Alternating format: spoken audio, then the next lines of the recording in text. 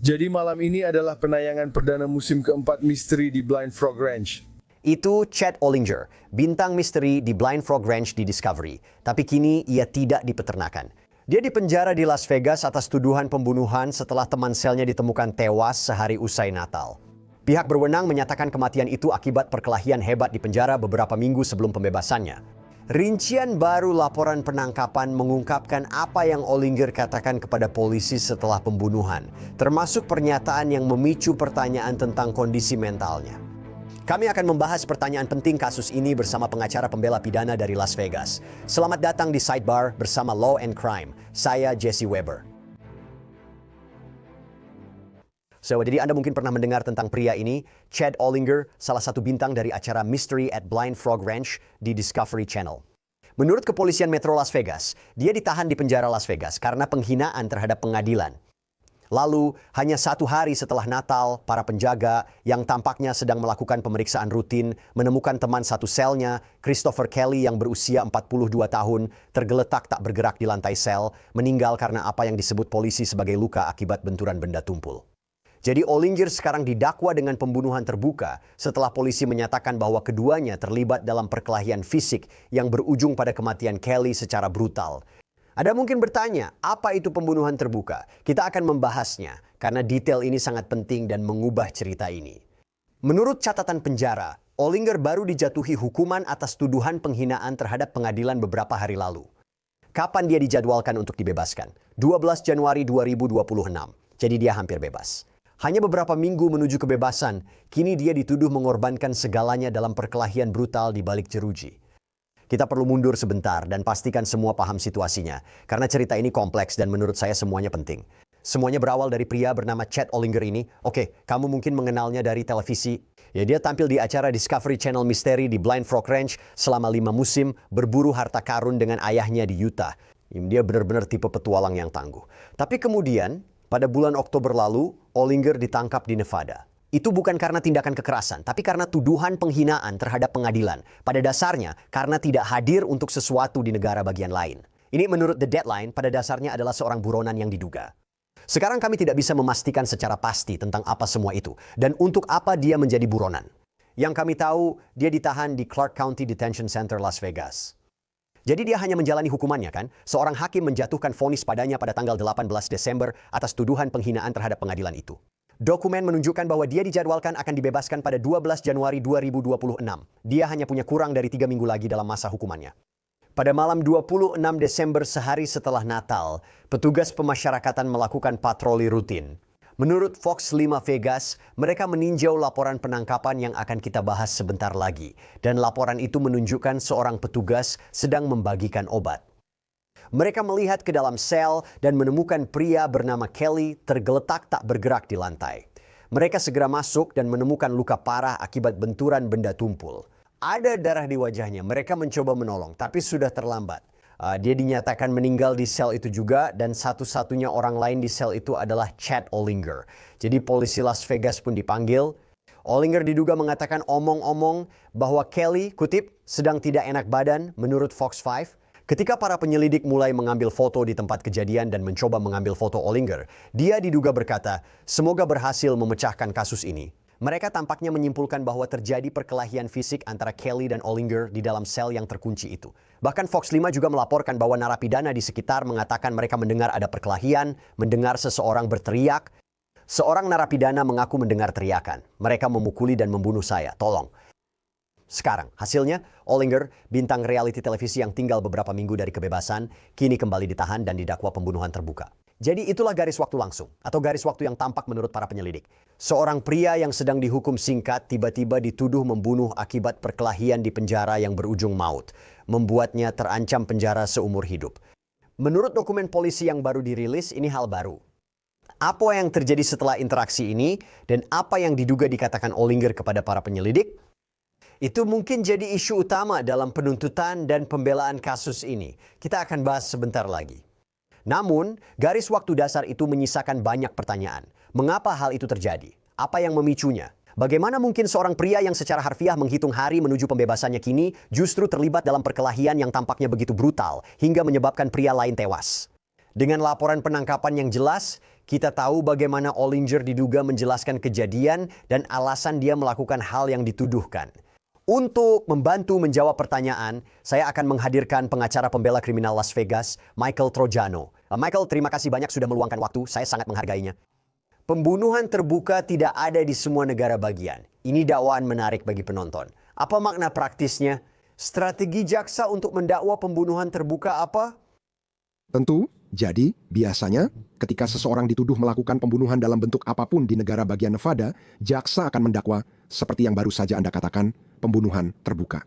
Dan pada dasarnya, itu memberi mereka ruang gerak, mulai dari persidangan hingga argumen penutup, untuk berargumen tentang berbagai tingkat pembunuhan. Jadi kita punya pembunuhan tingkat pertama, kita punya pembunuhan tingkat kedua di negara bagian Nevada, lalu kita punya pembunuhan sukarela, dan kemudian kita punya pembunuhan tidak sengaja. Jadi itulah biasanya ruang gerak yang digunakan dalam berargumen.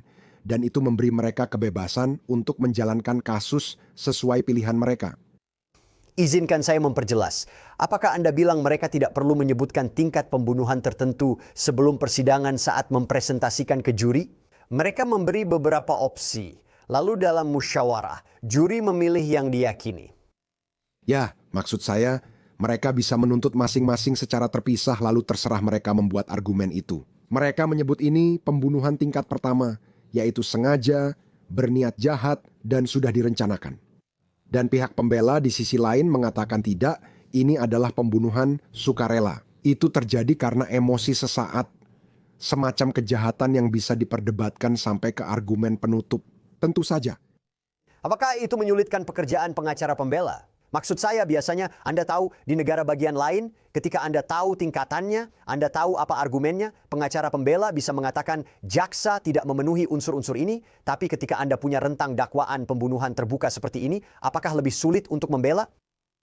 Maksud saya, tentu saja, dalam dunia yang sempurna, saya ingin hanya ada satu tuduhan spesifik dan fokus pada itu. Tapi saya sebenarnya tidak melihatnya sebagai hal negatif, saya melihatnya sebagai cara kami membingkai argumen kami. Dan apakah itu benar-benar pembelaan diri, tidak bersalah, atau dia tidak melakukannya, kamu tahu mereka salah orang. Jelas, itu adalah jenis pembelaan yang benar-benar berbeda, selain berargumen tentang kurangnya unsur-unsur. Saya pernah menangani kasus pembunuhan tingkat pertama, di mana negara menuntut dan kami membela dengan alasan pembelaan diri. Ini bukan tentang siapa pelakunya. Klien saya jelas, tapi mereka sepenuhnya dibenarkan secara hukum. Dan Anda benar-benar harus berbicara dengan baik dengan klien Anda tentang elemen-elemen realistis dari fakta, bukti, dan menunjukkan kredibilitas kepada juri untuk dapat menyampaikan hal itu. Karena Anda mungkin memiliki klien yang mengatakan ini sepenuhnya pembelaan diri, padahal tidak ada bukti yang mendukung. Dan Anda harus memberitahu mereka seperti, "Hey, kita bisa mengambil jalur itu." Jika kita kehilangan kredibilitas di depan juri, jaksa pasti menuntut pembunuhan tingkat 1 berdasarkan bukti. Kita mungkin lebih mudah mencari jalan tengah dan berargumen soal pembunuhan sukarela, bahwa Anda tidak sepenuhnya dibenarkan atas pembunuhan ini berdasarkan fakta-fakta. Tapi ini bukan pembunuhan yang direncanakan. Ada semacam dorongan emosi sesaat, yang pada titik itu, Anda jauh lebih sedikit terancam hukuman penjara. Sekarang, sebelum kita membahas lebih jauh, ada informasi baru dari laporan penangkapan yang baru saja dilaporkan oleh Fox 5 di Las Vegas yang harus kita bicarakan. Karena ini menambah lapisan potensi besar baru dalam kasus ini. Jadi menurut dokumen itu, polisi mengatakan Ollinger memberitahu mereka bahwa dia memiliki apa yang dia sebut sebagai kemampuan supranatural untuk membaca orang. Bahwa kemampuannya memberitahunya bahwa teman satu selnya, Christopher Kelly, adalah seorang predator. Jadi inilah tuduhannya. Laporan itu menyatakan bahwa Ollinger mengatakan kepada polisi, kutip, "Ya, jika saya tahu sesuatu yang buruk tentang seseorang, saya akan mengurusnya." Dan dia merasa dia memiliki, kutip, tanggung jawab untuk mengidentifikasi para predator. Menurut polisi, dia mengakui tidak punya bukti nyata bahwa Kelly adalah pedofil. Dia diduga mengatakan pada penyidik bahwa pembunuhan itu spontan dan tidak direncanakan. Dia mengatakan bahwa ketika dia mulai, kutip, mengetahui sesuatu, ada sesuatu yang membuatnya kehilangan kendali. Polisi menyatakan dia tidak merasakan emosi setelah kejadian dan tidak peduli jika dipenjara seumur hidup. Itulah yang diduga dia sampaikan. Fox 5 juga mengklaim menderita kehilangan ingatan akibat trauma masa lalu, namun tidak bisa mengingat hal-hal tertentu. Dia menegaskan bahwa dia tidak memiliki penyakit mental atau gangguan jiwa atau mengonsumsi obat apapun, bahwa dia tidak pernah didiagnosis kehilangan ingatan. Dia juga mengklaim bahwa dia tidak menggunakan narkoba atau minum alkohol apapun. Dia tampaknya telah melakukan sesuatu yang sangat traumatis pada Kelly, hingga Kelly tak bisa mengingat apa yang terjadi. Michael, itu banyak sekali yang harus dihadapi dari sudut pandang pembelaan. Apa yang bisa kita simpulkan dari itu? Baiklah, kamu benar, memang banyak yang harus dibahas, tapi kita akan mengupasnya bersama-sama. Jadi, saya harus jujur, saya belum pernah mendengar tentang orang ini. Saya belum pernah mendengar acara yang dia bintangi saat kalian menghubungi saya ke sini. Maksud saya, hanya dari fotonya saja, kamu tak selalu bisa menilai buku dari sampulnya. Tapi dia memang tampak agak aneh. Saya tidak tahu, mungkin dia tenang di acaranya. Premis acaranya menarik dan unik, seperti masuk gua cari emas. Ini juga bukan pertama kali dia bermasalah dengan hukum. Saya rasa dia pernah punya masalah di Texas, dan keluarganya pernah melaporkan dia hilang di New Mexico. Dan jika Anda melaporkan anak dewasa yang Anda tahu tidak memiliki keterbelakangan mental atau tidak punya masalah lain sebagai orang hilang, kemungkinan besar ada masalah narkoba, alkohol, atau kombinasi keduanya, serta tantangan kesehatan mental. Sekali lagi, saya tidak tahu pasti soal ini, tapi sepertinya dia memang punya banyak masalah. Dan itu hanya yang diberitakan di berita. Informasi yang kamu berikan ini benar-benar baru buat saya, terutama tentang pengakuannya ke polisi. Jadi, untuk saat ini, demi kepentingan televisi, mari kita terima saja semua asumsi ini. Misalnya, mereka membacakan hak-hak Miranda kepadanya, mereka mengikuti semua protokol, dan seluruh pernyataan serta pengakuan ini akan dijadikan bukti. Itu asumsi besar, karena dari sisi pembelaan, kamu harus mempertanyakan semuanya. Apalagi jika jelas dia pandai membaca orang. Seperti yang sering kita klaim, bisa juga. Tapi tidak sampai pada titik di mana kamu akan membunuh seseorang tanpa provokasi, pasti ada sesuatu di balik itu. Jadi mari kita anggap pernyataan itu diterima, dan saya adalah pengacara pembela untuk saat ini berdasarkan fakta yang sangat terbatas ini, tanpa adanya perubahan cerita atau bukti video bahwa orang lain yang memulai. Dan ini semacam kasus pembelaan diri. Maksud saya, kamu benar-benar dalam posisi terpojok. Kita berbicara tentang tidak bersalah karena alasan gangguan jiwa, yang mana itu tetap merupakan beban pembuktian yang sangat berat untuk dibuktikan. Itu pernah terjadi dalam beberapa tahun terakhir. Saya tahu ada satu kasus. Kantor kepolisian Kabupaten Clark sangat berhasil dan mendapatkan itu. Tapi ketika saya menangani kasus pembunuhan dan klien atau keluarganya mengajak saya berdiskusi tentang hal itu, beberapa orang cenderung berpikir bahwa vonis tidak bersalah karena alasan gangguan jiwa adalah semacam jalan keluar dari penjara atau seperti kartu bebas penjara. Padahal itu tidak benar. Selamat, Anda dinyatakan tidak bersalah karena gangguan jiwa, jadi tidak langsung dipenjara. Atau di Departemen Pemasyarakatan Nevada di sini, seperti yang kami sebut, Anda akan dibawa ke fasilitas kesehatan jiwa. Percayalah, jika Anda bisa membuktikan tidak bersalah karena gangguan jiwa di depan 12 juri, Anda akan tinggal sangat lama, bahkan seumur hidup, di fasilitas kesehatan jiwa. Jadi, itu juga risikonya. Anda juga bisa dinyatakan bersalah atau mengaku bersalah, namun secara mental tidak kompeten atau memiliki tantangan mental terkait hal itu. Sebenarnya yang terjadi adalah Anda tetap masuk penjara, tetapi Anda diberikan perawatan dan hal-hal lain yang mungkin tidak didapatkan oleh narapidana biasa yang dikirim ke sana. Izinkan saya menjelaskan dari pernyataan Anda. Menurut saya analisisnya sangat bagus. Mari kita bahas dulu tentang kegilaan. Oke, apa tes di Nevada untuk kegilaan? Apakah itu tes McNaughton, benar? Di mana seseorang tidak menyadari kesalahan dari tindakannya, mereka tidak memahami sifat dari apa yang mereka lakukan. Apakah Anda menghadapi hal itu? Dan adakah bagian dari pernyataan atau pola fakta yang Anda tahu sekarang, meski tanpa berkas kasus, yang mungkin sesuai? Jadi apa ujiannya? Apa standarnya? Dan apakah menurut Anda ada sesuatu yang bisa masuk ke dalamnya? Benar. Anda harus membuktikan dari pihak pembela di luar keraguan wajar, atau negara bagian harus membantahnya. Pihak pembela perlu menghadirkan ahli medis untuk mengevaluasi klien, dan negara bagian juga boleh menghadirkan ahli tandingan. Jadi, ini cukup terbuka dan luas sejauh menyangkut penemuan fakta, memungkinkan mereka untuk dapat mengevaluasi itu dari kedua belah pihak. Anda tidak bisa langsung datang dan berkata, "Hei, klien saya tidak waras," lalu membawa dokter. Dan ada, Anda tahu, semacam persidangan mendadak jika Anda mau. kedua belah pihak akan saling bertukar semua laporan tersebut. Dan pada dasarnya Anda berkata, Anda tahu apakah mereka memahami perilaku mereka, menyadari tindakan mereka, apakah perilakunya salah? Dan hanya karena Anda punya pikiran atau perasaan bahwa seseorang itu buruk, dan sepertinya dia agak mengacaukan standar itu jika Anda mau. Karena jika saya menangkap kata-kata Anda dengan benar, dia mengatakan bahwa dia mengenal orang ini atau bisa membacanya dengan baik, dan karena itu merasa bahwa adalah tugasnya untuk membunuhnya, itu tidak akan memenuhi standar kegilaan di sini, di Nevada, maupun dimanapun di seluruh negeri. Sebagai contoh, kasus yang berhasil di Nevada yang baru saja saya sebutkan, itu sangat jarang terjadi. Saya agak mengacaukan disertasi ini karena itu bukan kasus saya, melainkan kasus kantor pembela umum Clark County. Tapi intinya, kliennya, saya percaya, membunuh ayahnya, dan dia meyakini bahwa ayahnya seperti iblis dari galaksi lain, dan dia tidak bisa memahami sifat dari tindakannya, kesalahan dari tindakannya mengambil nyawa. Dia benar-benar tidak sadar atas tindakannya. Di sini dia tampak seperti, kalian tahu, saya bisa membaca orang-orang ini orang jahat. Saya yang akan mengurusnya, abaikan legalitasnya.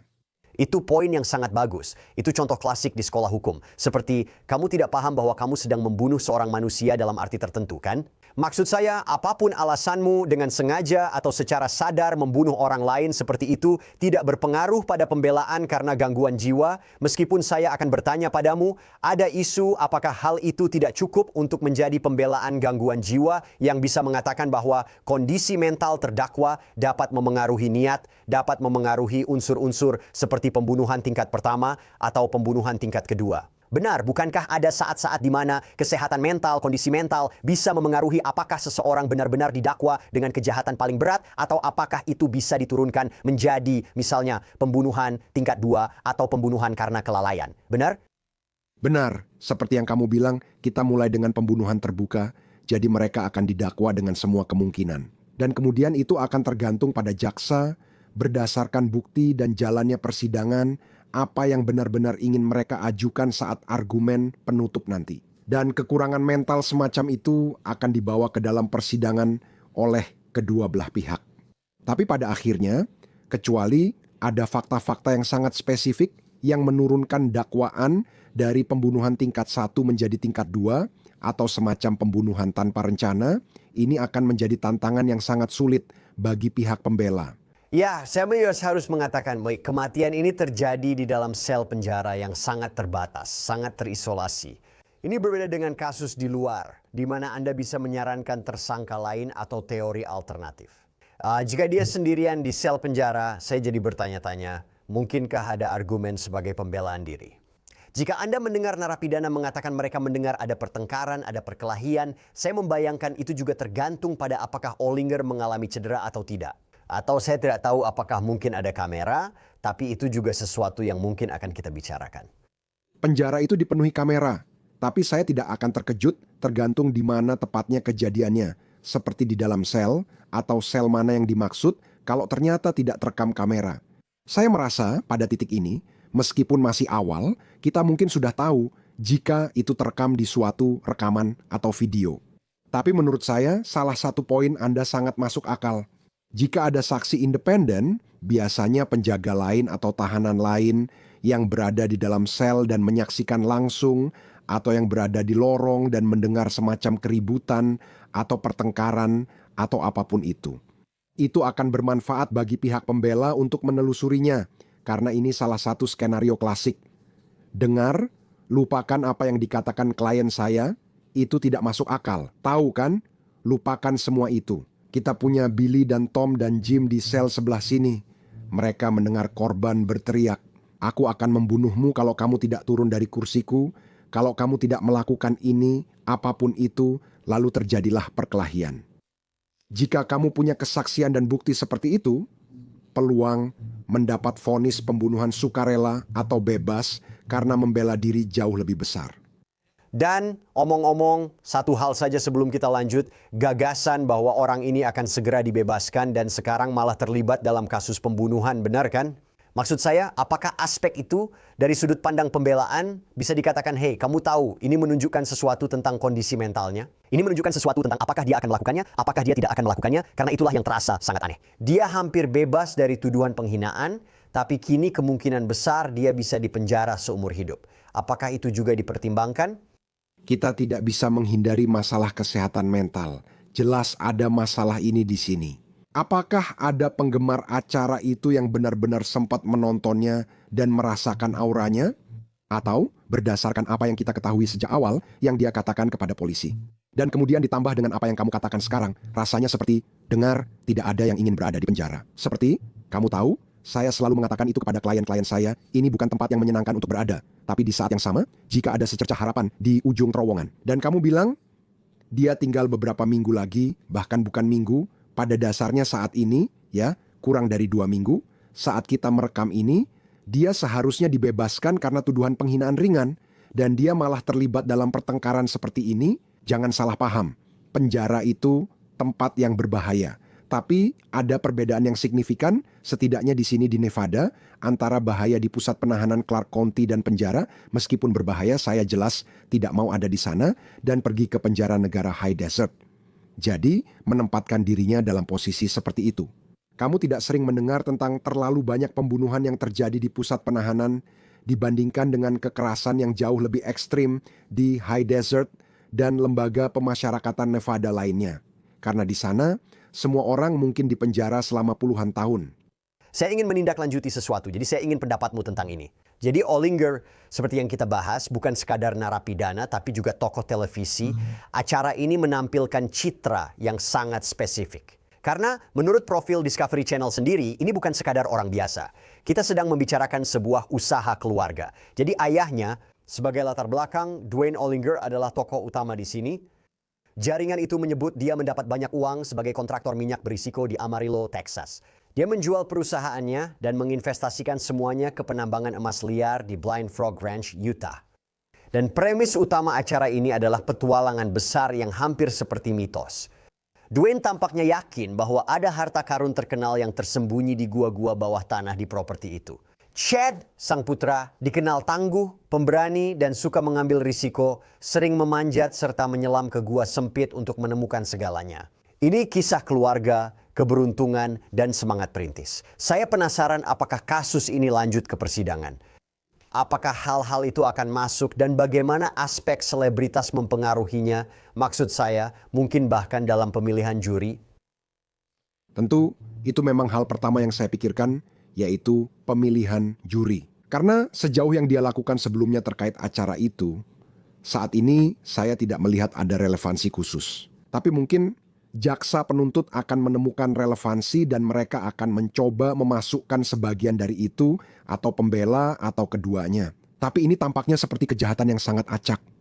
Mereka tidak saling mengenal. Seperti yang telah kita bahas sebelumnya, dia mengaku mendapat nasihat buruk dari orang ini dan merasa harus menyingkirkannya. Tapi yang dimulai dengan apa yang kita ketahui sebagai fakta, saya rasa dia agak terkenal. Dia pernah tampil di acara televisi realitas, jadi saya rasa memang untuk menghindari masalah banding, baik jaksa maupun pembela pasti ingin bertanya selama proses voir dire kepada calon juri apakah mereka mengenalnya. Itu berlaku untuk semua kasus, tak peduli seberapa terkenal seseorang, bahkan jika ada orang yang hidup di gua selama 30 tahun. Mereka didakwa melakukan kejahatan, mereka akan bertanya, "Hei, apakah Anda kenal?"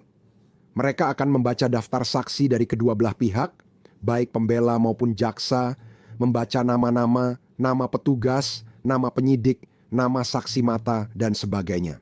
Mereka bahkan akan bertanya, apakah Anda mengenal pengacara pembela? Apakah Anda mengenal jaksa? Apakah Anda mengenal terdakwa? Jadi, tanpa memandang status, pertanyaan itu tetap diajukan. Dan kemudian, saya rasa kita akan tahu seberapa populer acara itu sebenarnya, setidaknya di Clark County. Ya, dan juga maksud saya, kamu bisa memikirkan apa lagi yang bisa dijadikan bukti. Saya harus membahas ini karena untuk memahami siapa Chad Olinger sebelumnya, kamu perlu melihat tahun-tahun lalu. Kita perlu membahas tahun 2024 karena menurut catatan publik itu adalah tahun yang sangat penuh gejolak baginya. Ya, kita ingin mundur sebentar. Berdasarkan dakwaan Potter County, Texas, dan laporan KFDA News Channel, 10 masalah hukum Ollinger sebenarnya dimulai pada November 2024. Polisi Amarillo, Texas, menyatakan mereka mencoba memberhentikannya, tapi ia melarikan diri dengan sepeda motor, lalu meninggalkannya, dan kabur dengan berjalan kaki. Sekarang dia kemudian ditangkap. Dia didakwa dengan tuduhan menghindari penangkapan. Sebuah dewan juri mendakwanya atas tuduhan itu pada bulan Januari 2025. Pada Februari, catatan penjara Gray County, Texas, menunjukkan dia kembali ditahan karena mengemudi dengan SIM tidak berlaku. Dan kemudian, keadaan menjadi semakin aneh pada musim panas. Inilah yang kami bicarakan sebelumnya pada bulan Juli. Menurut sebuah laporan seperti dari WAFB dan KMR KCET News dan catatan kepolisian, keluarga Ollinger sendiri melaporkan dia hilang di New Mexico. Dia tercatat di basis data nasional sebagai orang hilang dan terancam. Ya, dia ditemukan tak lama setelah itu di Albuquerque, tapi keadaan mengapa dia hilang tidak pernah dijelaskan secara terbuka. Kamu tahu, Michael, dari sudut pandang kami, saat kami mencoba memahaminya, ini cukup mengkhawatirkan. Tapi sekali lagi, kembali ke kasus hukum. Apakah hal itu ada hubungannya dengan ini? Sekali lagi, kita hanya memiliki sedikit informasi, jadi sulit untuk memberikan pendapat ahli. Mari kita mulai dari dasar tentang jenis aktivitas kriminal sebelumnya yang bisa dijadikan bukti. Jadi, ketika kita berbicara secara khusus dari sudut pandang pembelaan, jika terdakwa memberikan kesaksian untuk membela dirinya sendiri, maka yang dapat dijadikan bahan menurut hukum Nevada adalah setiap vonis kejahatan berat dalam 10 tahun terakhir. Jadi, jika salah satu kasus itu berujung vonis kejahatan berat, jaksa dapat menanyakannya, memperkenalkan vonis tersebut, dan juri akan diberitahu bahwa dia pernah punya masalah hukum terkait hal itu.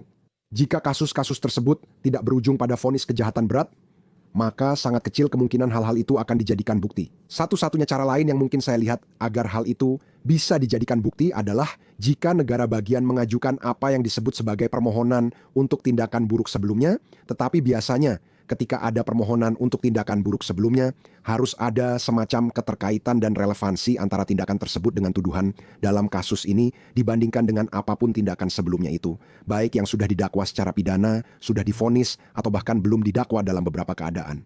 Saya tidak melihat keterkaitan lain selain masalah kesehatan mentalnya yang sudah jelas tidak stabil. Jadi, semua itu sangat tergantung apakah termasuk tindak pidana berat atau tidak. Jadi kamu membuat poin yang bagus. Maksud saya, dalam kasus tradisional, seorang terdakwa pasti tidak ingin hal-hal seperti ini dimunculkan. Maksud saya, itu akan merugikan kasusnya. Jika membahas kemungkinan masalah mental, perilaku tak menentu, dan situasi aneh, apakah pengacara pembela akan mencoba memasukkan hal-hal ini? Hei, dengarkan. Lihat situasi kita. Ini seseorang yang sudah lama berjuang. Bisakah mereka melakukannya? Itu akan jadi sebaliknya, kan? Pihak pembela juga memiliki kesempatan untuk mengajukan tindakan buruk sebelumnya dan memasukkannya, terlepas apakah itu kliennya sendiri atau bukan. Sekarang, biasanya, Anda tidak akan mendapatkan banyak perlawanan dari jaksa jika Anda membawa tindakan buruk dari klien Anda sendiri. Namun, ada analisis hukum terkait apakah hal itu dapat dimasukkan atau tidak. Dan untuk menjawab pertanyaan Anda secara lebih langsung, saya rasa itu akan terjadi dalam situasi di mana mereka jelas-jelas mengajukan pembelaan tidak bersalah karena alasan gangguan jiwa. Ya, ini memang aneh. Ini memang aneh. Yuk kita lihat saja kemana ini berkembang. Michael Traiano, terima kasih banyak atas waktunya. Tentu saja, selamat tahun baru. Dan itu saja yang bisa kami sampaikan untuk Anda saat ini di Sidebar. Semua, terima kasih banyak sudah bergabung bersama kami. Jangan lupa berlangganan di YouTube, Apple Podcasts, Spotify, atau platform podcast favorit Anda. Ikuti saya di X atau Instagram. Saya Jesse Weber. Sampai jumpa lagi.